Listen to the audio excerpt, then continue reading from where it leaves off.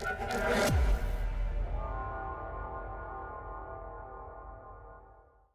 हम देखने वाले हैं 2013 का जीएस पेपर 3 का क्वेश्चन। ये क्वेश्चन इंस्पायर्ड है बजट ट्रिमोलॉजी, जो अपनी बजट आता है ना वहां से, जो ट्रिमोलॉजी है वहां से इंस्पायर्ड क्वेश्चन है। बिल्कुल आसान क्वेश्चन है, मुश्किल नहीं है, बस आपको ये थोड़ा सा समझना था। What is the meaning of the term tax expenditure?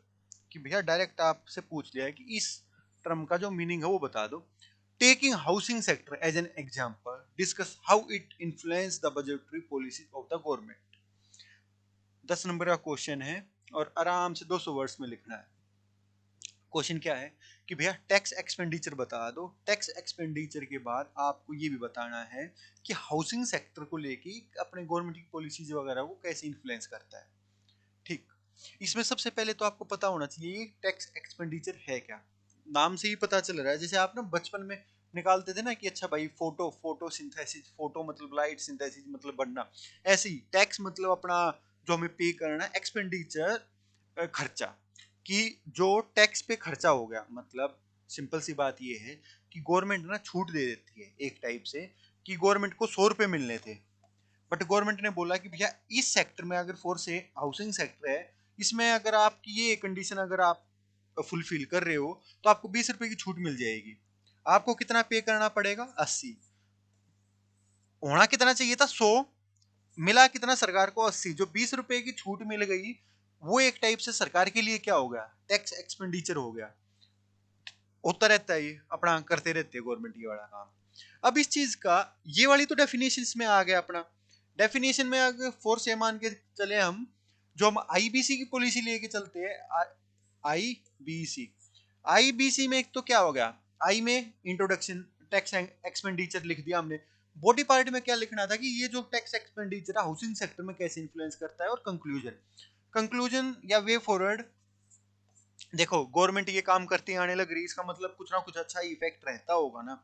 इस वजह से ये मतलब हमें पॉजिटिवली मतलब नोट पे खत्म करनी है चीजें। तो वे फॉरवर्ड जो है कि हाँ भैया ये बहुत ज्यादा हेल्पफुल है, इसको अच्छे से इंप्लीमेंट करने की जरूरत है, और हम अच्छे से अपना आगे मतलब पब्लिक पॉइंट ऑफ व्यू से काफी हेल्पफुल है ये, और आगे भी हमें इसको इम्प्लीमेंट करना है, और अच्छे स्ट्रेटेजिकली हमें ये इम्प्लीमेंट करना पड़ेगा। कुछ इस टाइप की चीज कंक्लूजन में होगी। देखो ये ना बेसिक होते हैं, बेसिक टर्मिनोलॉजी मतलब बेसिक लाइंस होती है जो हमें कंक्लूजन या वे फॉरवर्ड में यूज करनी होती है इस टाइप के क्वेश्चंस में। चलो ठीक है, आई हमने देख लिया, टैक्स एक्सपेंडिचर बता दिया, सी डब्ल्यू भी हमने देख लिया कि अच्छे से ये काम करो और गवर्नमेंट का काफी खर्चा वगैरह बचा लेती है, इस वजह से इसको इंप्लीमेंट करना। बॉडी पार्ट में ये देखना है कि हाउसिंग सेक्टर में कैसे इन्फ्लुएंस कर रही है, मतलब हाउसिंग सेक्टर में ये कैसे हेल्प करने लग रही है।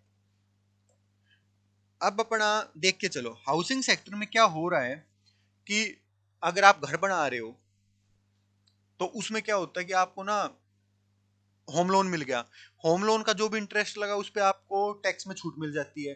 घर पे आपने लोन लिया उस पर छूट मिल जाती है। आप एचआरए मतलब हाउसिंग रेंट अलाउंस जो आपको मिलता है, किराया एक टाइप से, उस पर छूट मिल जाती है आपको। अगर आप कोई पहला लोन ले रहे हो जिसमें आपको कुछ चीज खरीदनी है, प्लॉट वगैरह खरीदना है, जमीन खरीदनी है, उसमें आपको छूट मिल जाती है। इस टाइप की छूट मिलती है हाउसिंग सेक्टर में लोगों को, और जो वो छूट मिली ना और जो पैसे उसको हाउस टैक्स एक्सपेंडिचर हो गया।